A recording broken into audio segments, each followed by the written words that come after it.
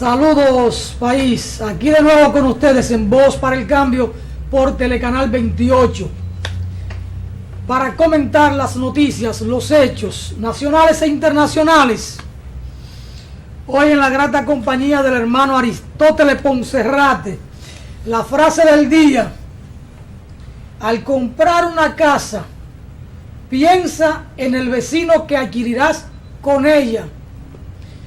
Es que muchas veces cuando uno va a comprar un apartamento, una casa, uno simplemente ve el lugar y si el precio le acomoda, si tiene las habitaciones que uno requiere, en fin, precio y espacio y zona geográfica, pero uno nunca se detiene a preguntar, a indagar con quiénes uno va a compartir la vida de vecino.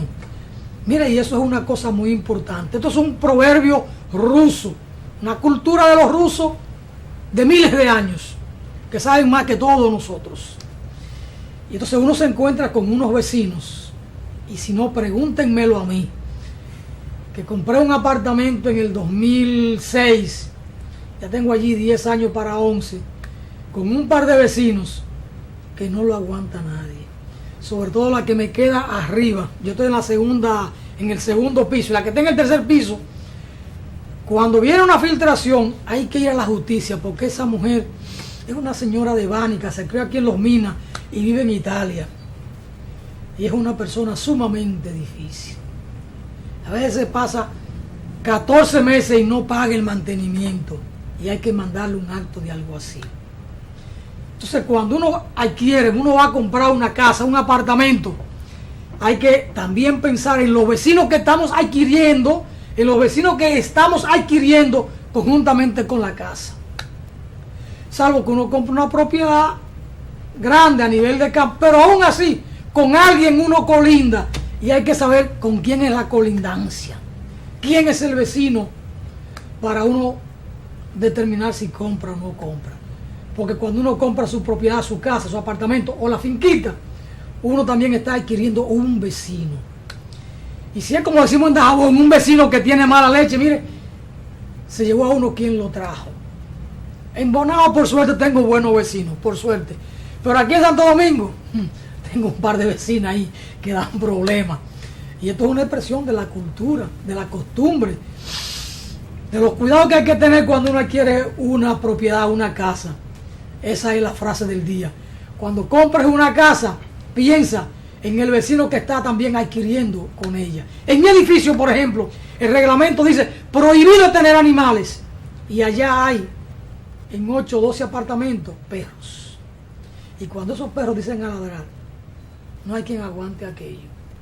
Y es un residencial de clase media y clase media alta, sobre todo gente con un nivel profesional a nivel universitario, que se entiende que deben respetar las reglas. Usted quiere su perrito, póngale un bozal para que no ladre.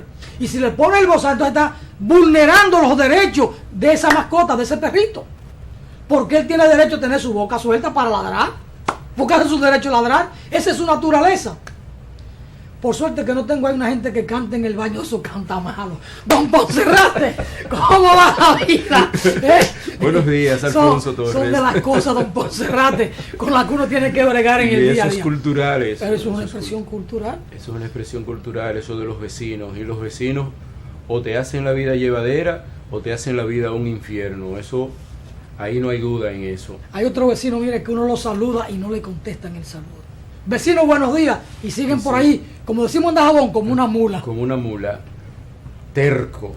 Como una mula. Y eso también depende de la preparación y de la educación que te han dado en la casa, porque el saludo, dicen también en nuestro pueblo de Dajabón, no se le niega a nadie. Lo único que no se le niega a nadie es el saludo.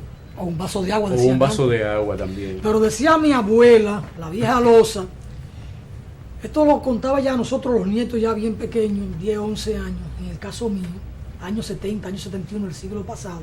Ella nos decía, para final del siglo se van a cumplir la profecía y no habrá padre para hijos, ni hijos para padres, ni hermanos para hermanos.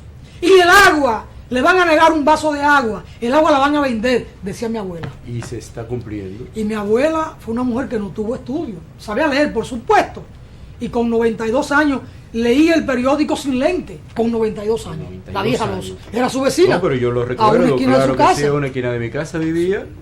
Sí. Así es. Bueno. Que el agua sí va a vender. Y miren cómo me cae este tema con la visita suya, que su área es la cultura, y un día como hoy uno aquí habla de cultura y de política internacional. Así es, pero hablando de cultura, nosotros tenemos la cultura de la protesta en este país. Protestamos por todo. Protestamos por todo. todo. Lo que importa y por lo que no importa. Pero el 22 pasado hubo una protesta que no fue por todo, no, fue por algo fundamental. Eso no es protesta, Aristóteles. Eso era un reclamo ciudadano. Exacto. Pero las autoridades que están compelidas a dar una respuesta a ese movimiento del pueblo dominicano en protesta por una situación que les atañe porque les golpea y les margina y les niega derechos fundamentales, el gobierno hasta el día de hoy no ha dicho ni esta boca es mía.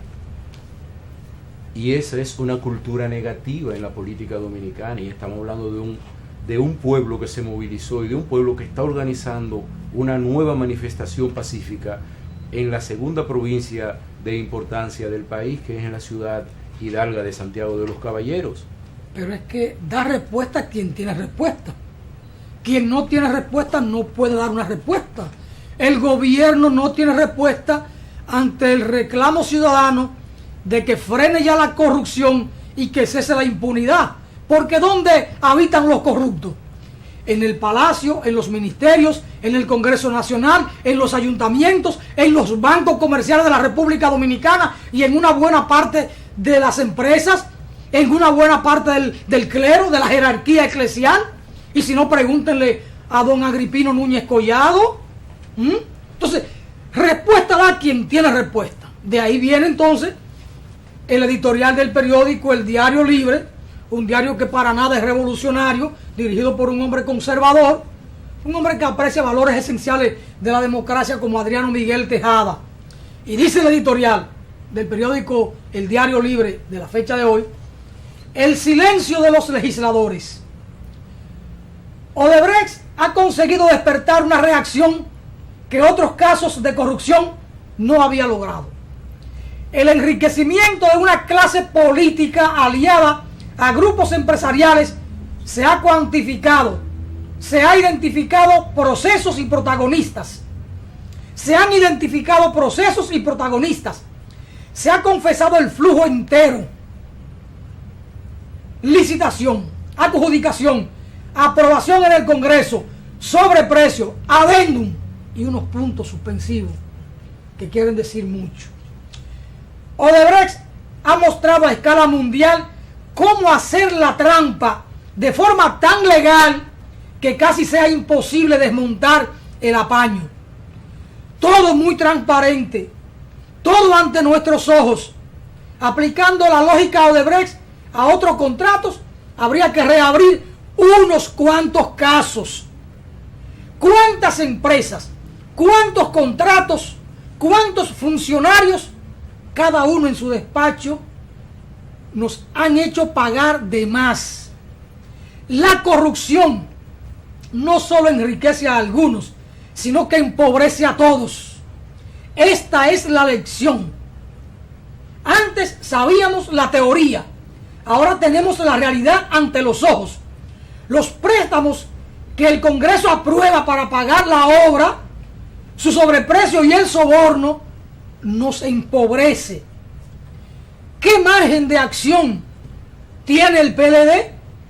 ¿Cómo puede convertir este caso en uno más de lo que se traspapelan, engavetan o desestiman?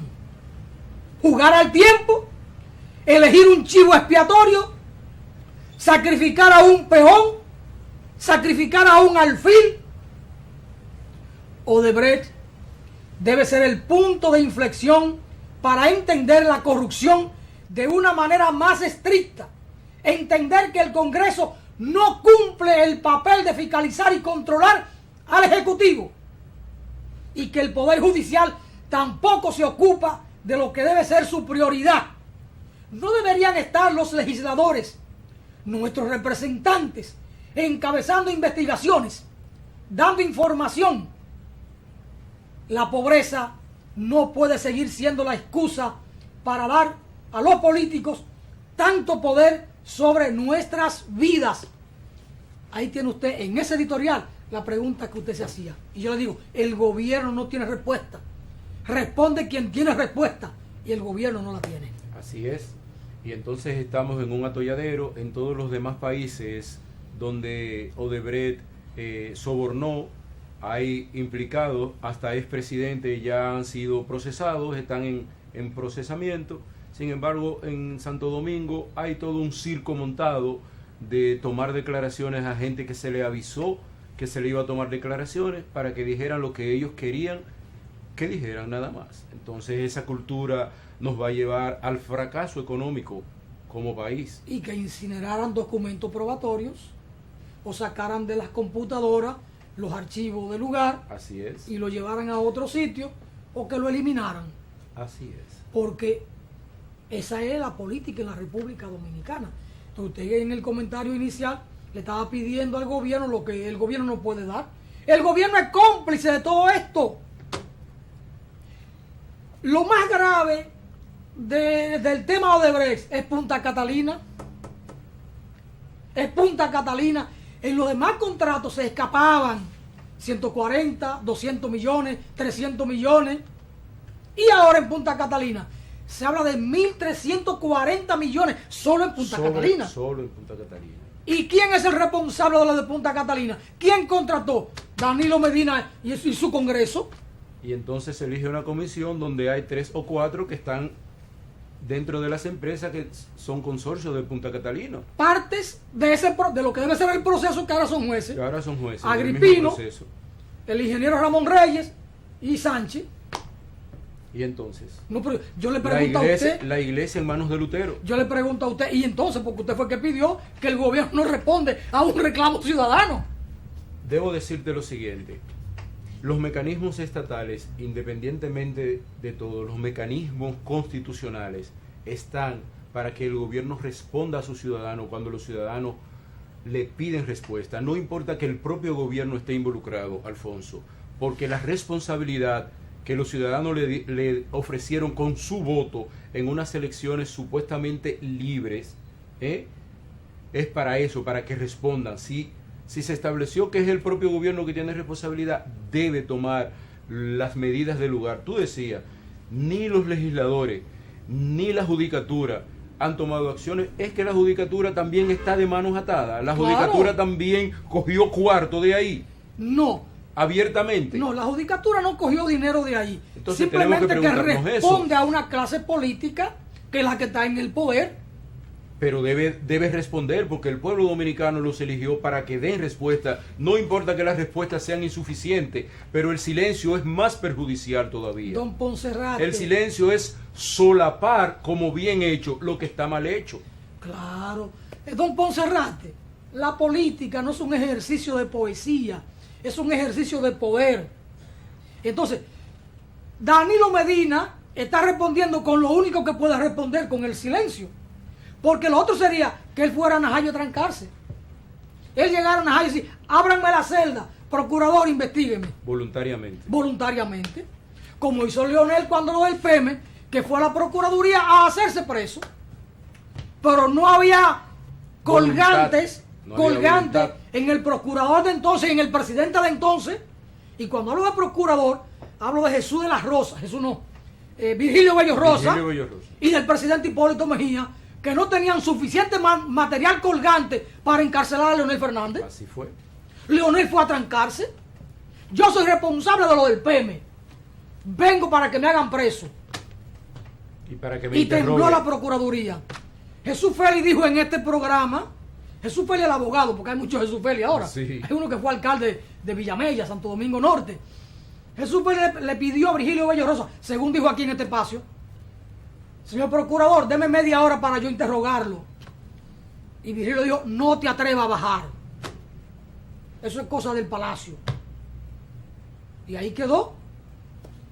En ese momento, Jaime David Fernández Mirabal cuando se dio el empuje allí de los policías que iban a mancanear a Leonel y a los que fueron allí, porque policía es policía, no importa de quién se trate. Ya Leonel no era presidente. Jaime David Fernández con su cuerpo protegió a Leonel. Cuando yo vi esa imagen, dije, aquí murió Jaime David como político.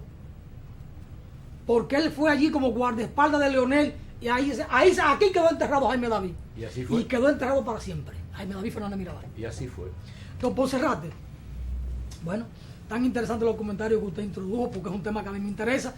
Vamos a rodar una entrevista porque es día para hablar de política internacional. Una breve conversación que sostuvimos en el marco del encuentro continental de los movimientos sociales y fuerzas políticas con Wilma Reverón, una abogada, dirigente política de una organización importante de Puerto Rico, vicepresidenta del movimiento independiente ostosiano que procura y lucha por la independencia de Puerto Rico. Hay dos momentos de la entrevista, una que hicimos nosotros y otra que hizo el amigo y el hermano Ponserrate. Vamos con la primera, a Wilma Reverón. Rueda la entrevista, señor director. Espacio Voz para el Cambio, esta ventana de compromiso con la patria, con nuestra patria duartiana. Y por supuesto, este es un programa que se ha caracterizado en el transcurso del tiempo por brindar solidaridad a los hermanos latino-caribeños, porque vemos la necesidad de los cambios para una patria mejor, no solo en la República Dominicana, sino en todos nuestros pueblos. Y de esa perspectiva también nosotros hemos asumido el tema Puerto Rico y la necesidad de la lucha por su independencia, la necesidad de la lucha por la liberación de los prisioneros políticos que hoy tiene Puerto Rico. Es el caso de Oscar López, que con 35 años, prisionero del imperio, por fin el presidente Barack Obama conmutó la pena. Hay que esperar ahora unos 4 meses más, pudiera ser antes, depende de algunas cosas ahí, para poder ver la luz del sol libremente y poder retornar a su patria, a su Borinquen querido. Hoy y ahora estamos aquí para conversar con Wilma Reverón Collazo, de Puerto Rico, del Movimiento Independentista Nacional Ostosiano, con quien queremos conversar sobre el tema de la viabilidad económica de la independencia de Puerto Rico, porque mucha gente se pregunta, se cuestiona hasta dónde Puerto Rico tiene la posibilidad en términos económicos de su potencial productivo, de una vez conseguida la independencia pudiera sostenerse económicamente. Son desafíos planteados, pero bueno, uno desde fuera ve muchas cosas o no ve nada o ve muy poco. Wilma Reverón Collazo, desde dentro de Puerto Rico, ¿qué puede estarse mirando en términos de esa posibilidad y la potencialidad que tiene Puerto Rico de una vez conseguida la independencia poder sostenerse económicamente? Porque muchos piensan que el aparato productivo de Puerto Rico fue desmantelado, aunque hay muchas empresas de capital foráneo que en cualquier momento cogen y se van. Entonces desde fuera la gente se cuestiona, se pregunta qué posibilidad hay, o no le conviene más mantener el actual estatus de ser un Estado libre asociado. Muchos dicen que ni es libre ni es asociado. ¿Por dónde andamos en Puerto Rico? Bueno, antes que nada un saludo a todos mis hermanos y hermanas aquí en la República Dominicana. Me siento que estoy en mi casa, no extraño nada. Y es así. El tema que me pones es bien importante porque es la crítica principal que se le hace al movimiento independentista. La gente siempre dice que los independentistas no le hablamos en arroz y habichuela a la gente, que no le explicamos cómo sería una independencia desde el punto de vista económico, cómo la gente va a comer, cómo va a vivir. Primero que nada, la hipótesis parte de la premisa, que es que si no lo hacemos en estos momentos, Puerto Rico no tiene otra alternativa que la independencia. ¿Por qué? Porque parte del problema o la crisis estructural, fiscal, económica que estamos enfrentando es precisamente porque nuestra economía ha sido la economía típica de una colonia. ¿Para qué son las colonias? Las colonias son para el uso y explotación del poder imperial, para el poder imperial poder dirigir la economía del país colonizado a satisfacer sus necesidades, no las necesidades del pueblo que habita ese territorio que está colonizado. Y así ha sido la historia del desarrollo económico de Puerto Rico.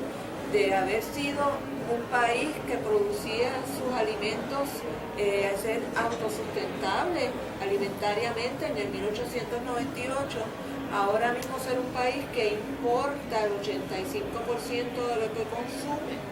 ¿Por qué? Porque se destrozó la agricultura para servir los intereses que tenía en aquel momento Estados Unidos de necesidad de azúcar y mieles para sus rones. Y convirtieron a Puerto Rico de ser una agricultura autosustentable, diversa, que inclusive exportaba productos, la convirtieron en un latifundio de monocultivo de la caña de azúcar. Y a la misma vez, una de las primeras medidas que tomó Estados Unidos en 1914, el Hollander Act, fue devaluar el peso que existía en la moneda puertorriqueña. Y entonces de un día para otro los puertorriqueños perdieron el 40% de su capital y su riqueza. Ahí es que entonces los agricultores empiezan a perder sus tierras porque no pueden pagar los préstamos que el ciclo normal de un agricultor es tomar un préstamo, producir cosecha, pagar ese préstamo y ese ciclo es continuo. Pues entonces ahí los agricultores perdieron toda su tierra y una vez Estados Unidos ya no necesitaba la caña de azúcar porque estaban produciendo caña los agricultores del sur de Estados Unidos con remolacha, pues entonces abandonaron la caña. Ahora vamos a convertirlo en un sitio de manufactura, de mano de obra intensiva. Yo siempre digo que esa década de los 40, de los 60, 70, hasta los 70, el país pensaba porque era buena la relación con Estados Unidos, porque se crearon empleos, pero esos empleos se crearon en manufacturas que una vez empezaron a subir los niveles de vida y por ende los salarios, pues rápido empezaron a buscar mano de obra barata en otras latitudes. Y entonces desmantelan esa industria manufacturera que a su vez además tuvo dos impactos nefastos para nuestra economía. Una fue la migración masiva.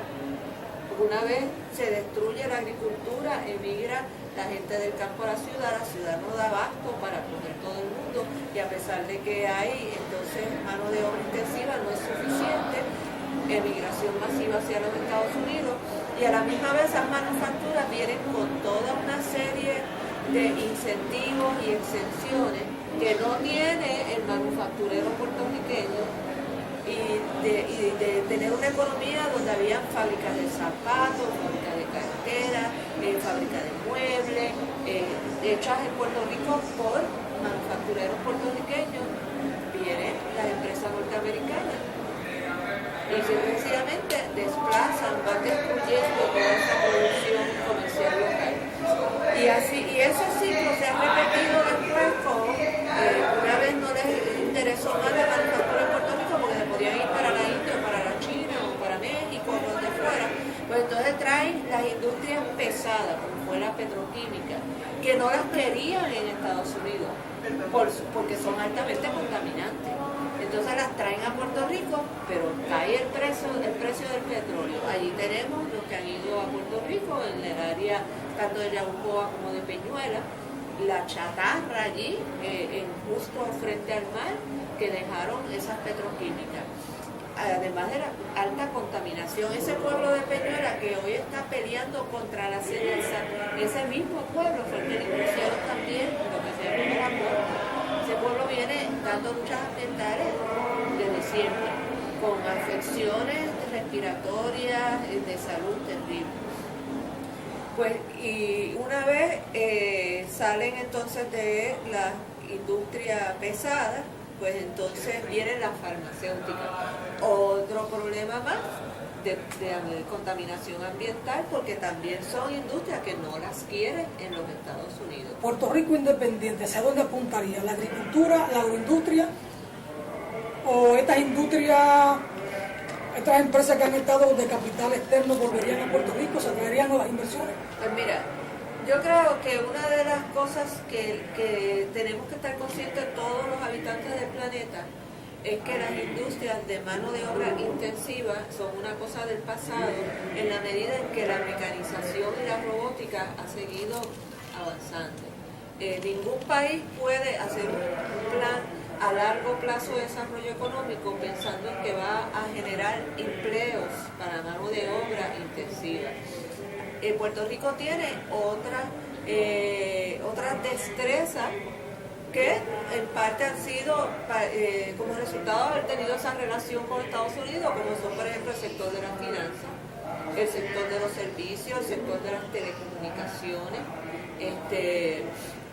la agricultura. Ciertamente hay que sustituir esas importaciones, pero eso es un proceso que toma décadas, volver a recobrar esa capacidad productiva de alimentos, pero que tiene que ser una prioridad número uno porque también nos va la vida literalmente, ¿verdad? La tierra está ahí, se puede sembrar. La tierra está ahí, estaba al día. Un tanto degradada, eso sí. Es exacto. Que ha habido. Y el turismo pues también es un área de alto desarrollo para Puerto Rico. Aún en competencia con Cuba, que está subiendo, y la misma República Dominicana, yo creo nosotros con soberanía podríamos llegar a acuerdos con Cuba y con la República Dominicana para que ese turismo visite las tres islas, ¿verdad? Y tener el multidestino. Nosotros tenemos unos atractivos ecoturísticos que son bellísimos, además de las playas, ¿verdad? O sea que hay muchas oportunidades para Puerto Rico desarrollarse, pero tiene que salir de la ley de cabotaje, por ejemplo, que nos encarece tanto todo, tanto la importación como la exportación.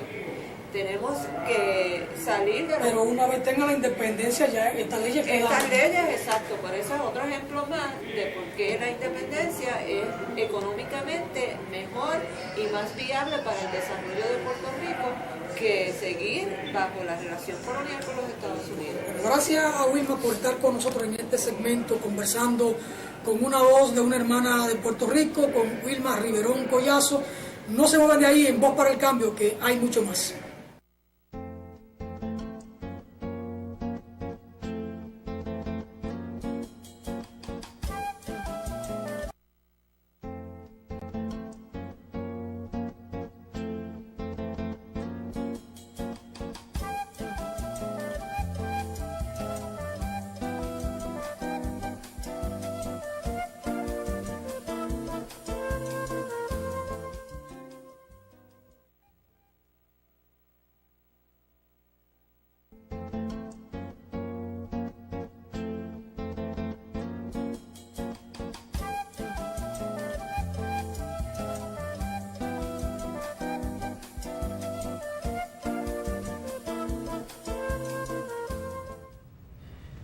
Seguimos aquí en su espacio Voz para el Cambio, conversando con don Aristóteles Poncerrate.